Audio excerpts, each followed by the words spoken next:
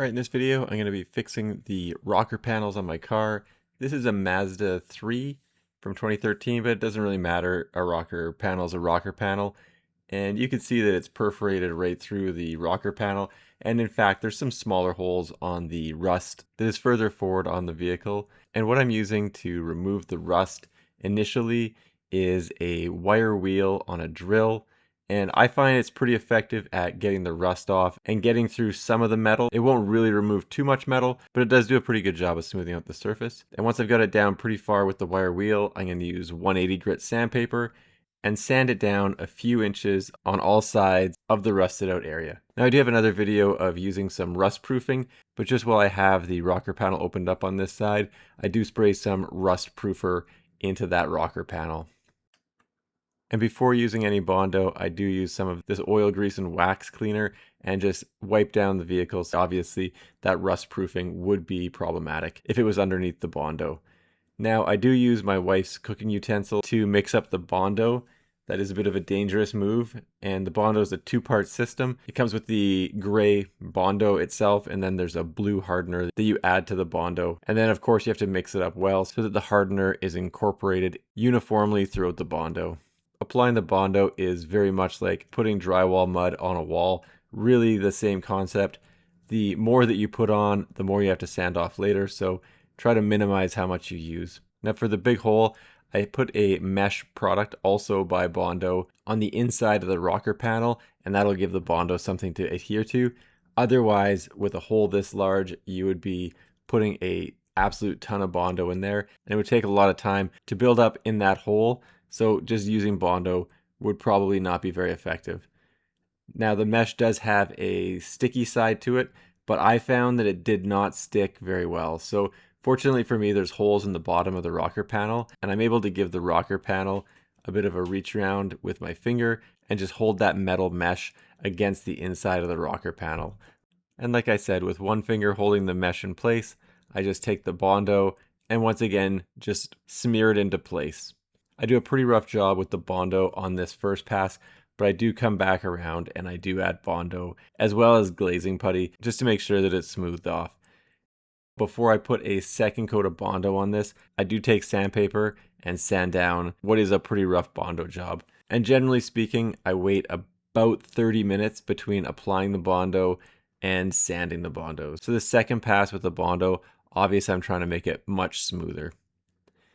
This red Bondo product is called glazing putty, and really it works the same way as normal Bondo, but it's for very small scratches and pinholes.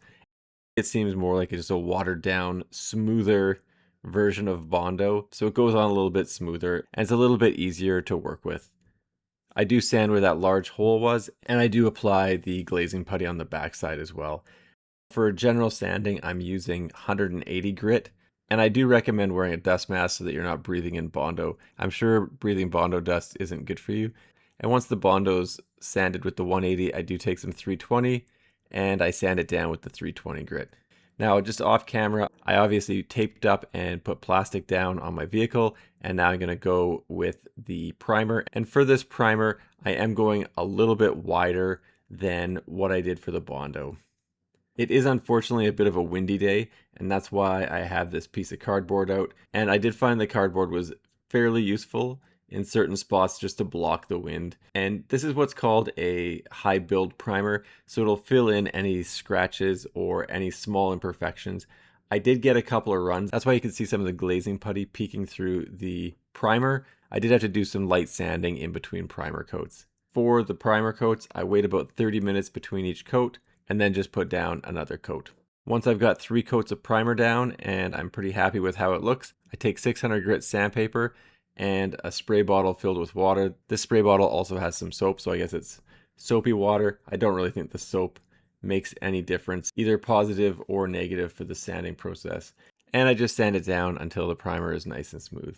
While sanding the primer, I do put a little bit of extra attention to the spots where the primer and the factory paint job meet. Basically, I want that super smooth down so that there's no ridge line that'll show through the paint. Now, I do have a color match paint for this. However, I do find that this paint is slightly darker than the color on the car, which is a bit of a pain. And you can see that I've retaped it. So I've pushed the tape out a little bit further than the primer. And I do 3 coats with the paint as well, and I wait about 15 minutes in between coats. Really, I just go as per the directions as I can, and I did find a better dust mask for painting. It is unfortunate that that paint isn't a perfect color match, and maybe it's because the vehicle's 13 years old and its original paint job faded, but you'll see it when I take everything off. You could definitely see there's a bit of a color difference between the old paint job and the new paint job. Once I've got 3 coats of paint down, I use 3 coats of clear coat as well, and I do put quite a bit of clear coat underneath the vehicles. In the end, I end up using a lot more clear coat than paint because I didn't go nearly as heavy underneath the vehicle with the paint as I did with the clear coat. So this doesn't actually take that much work, but it does take quite a bit of time because you're just waiting for paint to dry and then going back out and doing a coat every 15 minutes or so. Ultimately, I found you kind of need to dedicate a weekend, even though you're only doing it a few minutes at a time. For the clear coat, I just followed the instructions. The first 2 coats were fairly light, and then the final coat I went fairly heavy with the clear coat. You definitely want to avoid having your clear coat sag or run. It'd be very unfortunate if you put on so much that the clear coat ran or sagged, because it'll cause you to have to do some pretty heavy sanding and possibly go back and re-clear coat it.